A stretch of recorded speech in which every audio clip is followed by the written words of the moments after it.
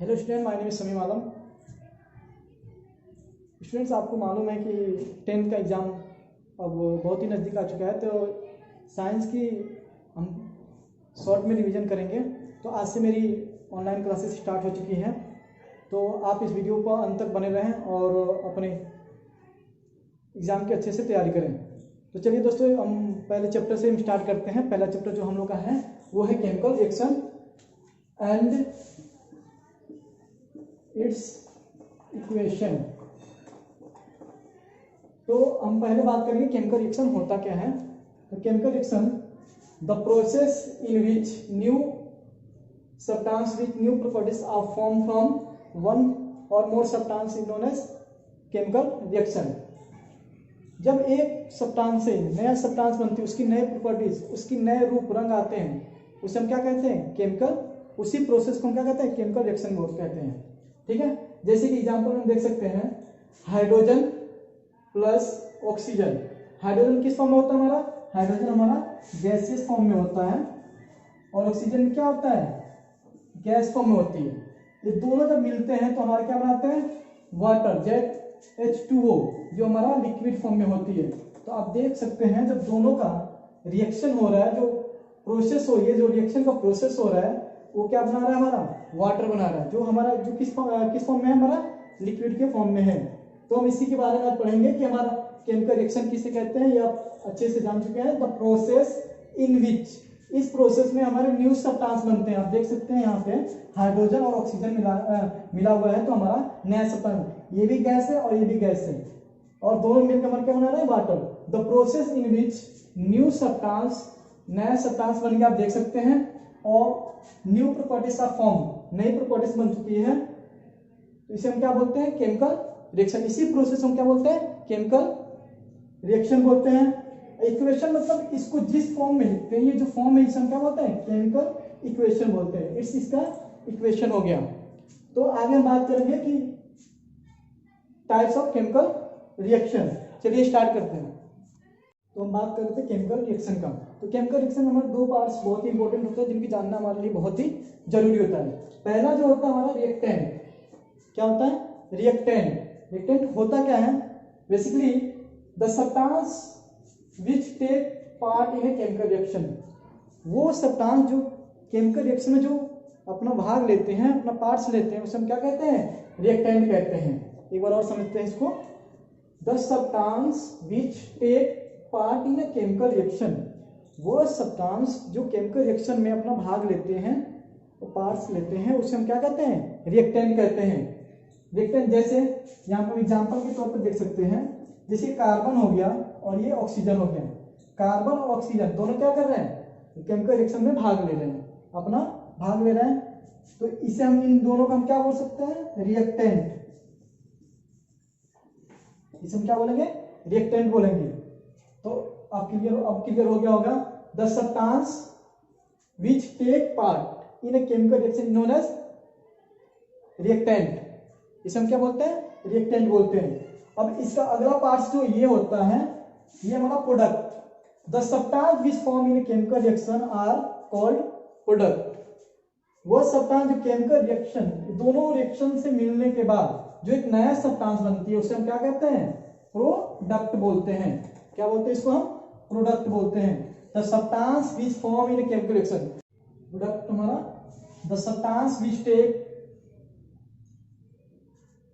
Product, the substance which form in chemical reaction are called product. वो जब chemical reaction में जो हमारा न्यू प्रोडक्ट बनता है, उसे हम क्या कहते हैं? न्यू हमारा जो सब्सटेंस हम कहते हैं प्रोडक्ट। ठीक है, एग्जांपल जैसे देख रहे हैं, कार्बन प्लस ऑक्सीजन, ये हमारा क्या हो गया? रिएक्टेंट हो गए। ये क्या होते हैं? रिएक्टेंट, क्योंकि ये हमारे रिएक्शन में क्या कर रहे हैं? पार्ट्स ले रहे हैं। ठीक है, तो ये हमारे रिएक्टेंट में रिएक्शन में भाग ले रहे हैं, और जो इससे एक नया सब्सटेंस बनता है, जिसकी नई प्रॉपर्टी होती है, उसे हम क्या कहते हैं? ये वाला, ये हमारा प्रोडक्ट हो गया। ओके, तो आई होप इतना आपको समझ में आ गया होगा। तो इसका अगला पार्ट हमारा होगा टाइप्स ऑफ केमिकल रिएक्शन। चलिए दोस्तों, उसको भी स्टार्ट करते हैं।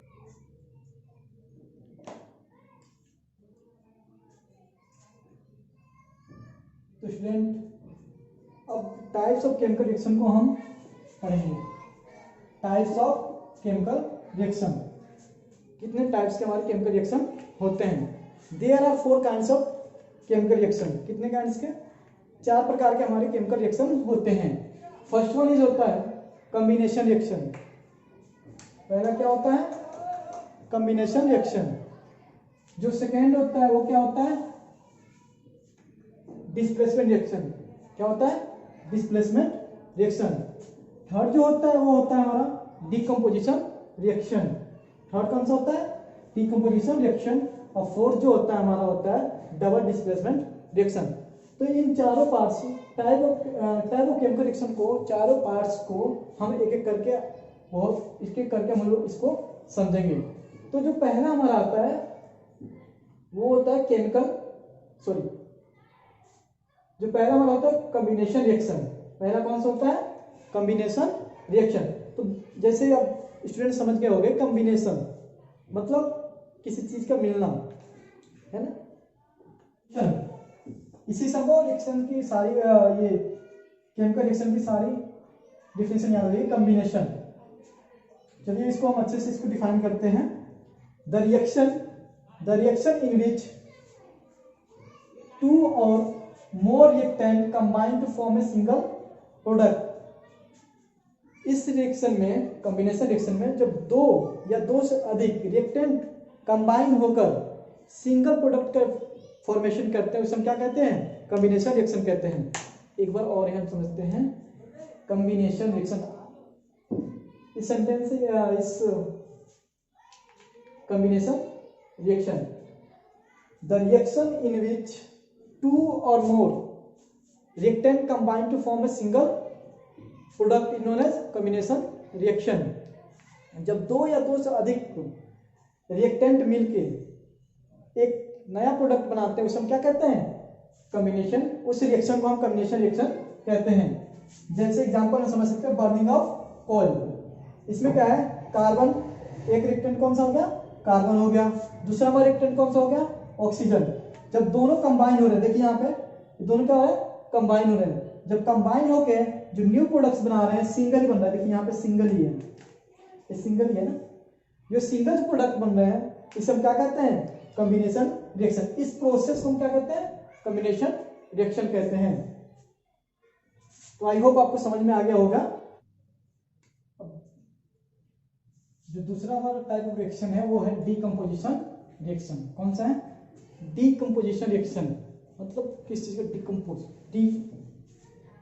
Decomposition reaction. पहले हम इसको डिफाइन करेंगे। The reaction in which a compound split into 2 or more substance known as decomposition reaction. जब एक कंपाउंड 2 या 2 से अधिक सब्सटेंस में टूटता है उसे हम क्या कहते हैं, डीकम्पोजिशन रिएक्शन कहते हैं। The reaction in which a compound split, क्या हो रहा है, इस रिएक्शन में एक कंपाउंड है वो स्प्लिट हो रहा है, टूट रहा है। कितने फॉर्म में, 2 या 2 से अधिक सब्सटेंस में। 2 या 2 से अधिक सब्सटेंस में जब टूट रहा है, स्प्लिट हो रहा है, तो उसे हम क्या कहते हैं, डीकम्पोजिशन रिएक्शन कहते हैं। क्या कहते हैं उसे, डीकम्पोजिशन रिएक्शन कहते हैं। जैसे एग्जांपल के साथ समझते हैं। जैसे हमारा क्या है, वाटर, H2O, ये क्या है, वाटर है। जब वाटर को जब हम हीट करते हैं, क्या करते हैं उसको, जब हीट करते हैं तो हमारा किस में टूटता है, हाइड्रोजन प्लस ऑक्सीजन में टूट जाता है। जब वाटर को हम हीट करते हैं किस में टूटता है, हाइड्रोजन प्लस ऑक्सीजन में। अब अपने जिंदगी, अपने डेली लाइफ से भी जोड़ सकते हैं कि जब हम लोग का क्या होता है कि अपने घर में भी देखते हैं, हर जगह देखते हैं, जब एक परिवार होता है उसको क्या होता है, बहुत ही अच्छी बॉन्डिंग होती है। एक परिवार अच्छा खासा चल रहा होता है, उसमें क्या होता है, कोई बाहर से, कोई बाहरी आदमी या कोई बाहरी व्यक्ति आता है, उसको क्या करता है, हीट करता है, एक दूसरे के बारे में बुराइयां करना शुरू करता है। तो ये जो परिवार है ये क्या होता है, जब हीट लगता है, जब दूसरे की बातों को सुनता है, तो वो क्या होता है, दोनों, वो परिवार क्या होता है, टूट के अलग अलग हो जाता है। तो ये हमारे लाइफ में भी बहुत इंपॉर्टेंट है कि इसको अगर ये सिर्फ एक बनकर इसका कुछ अस्तित्व होता है। अब ये अलग अलग टूट गए तो सारे क्या हो गए, अलग हो गए। तो हमारा क्या होता है कि जब एक परिवार एक से अधिक परिवार में जब टूटता है, एक परिवार चल रहा है, जब दोनों भाई, एक परिवार है जब दो भाई हैं, जब दोनों अलग अलग हो जाएंगे तो उसी कंपोजिशन को क्या बोल सकते हैं, डिकम्पोजिशन रिएक्शन समझ सकते हैं। तो आई होप ये सब कुछ समझ में आ गया होगा। अब अगला हम बात करेंगे डबल डिस्प्लेसमेंट के बारे में। जो हमारा थर्ड है टाइप ऑफ रिएक्शन में, जो थर्ड पार्ट है वो हमारा डिस्प्लेसमेंट रिएक्शन है।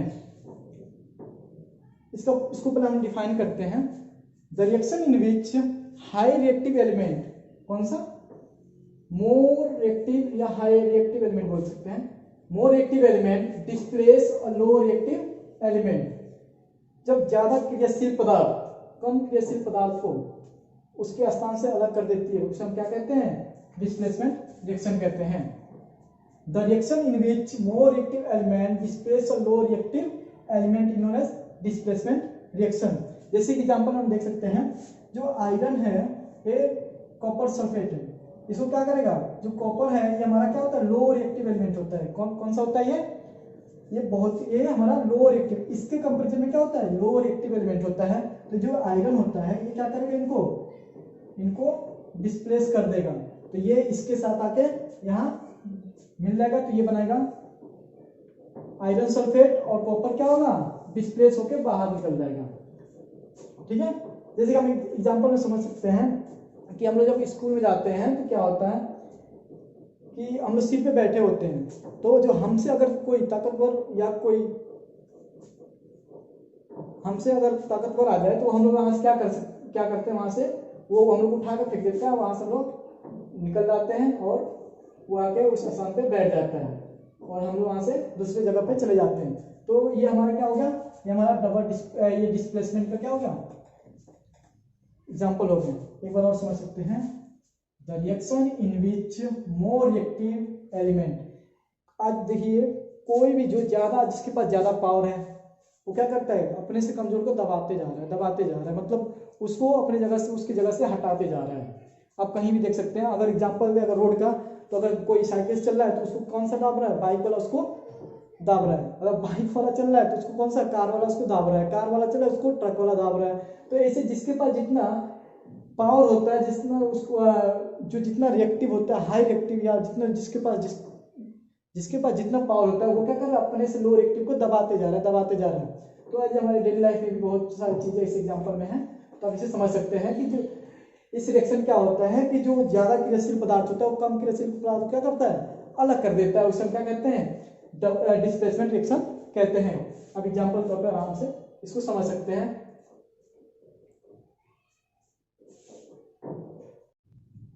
अब हमारा फोर्थ जो है वो क्या है, टाइप ऑफ रिएक्शन में जो फोर्थ पार्ट है वो हमारा डबल डिस्प्लेसमेंट रिएक्शन। कौन सा है, डबल डिस्प्लेसमेंट रिएक्शन। तो पहले हम इसको डिफाइन करते हैं। The reaction in which new compounds are formed by mutual exchange of ion between two compound.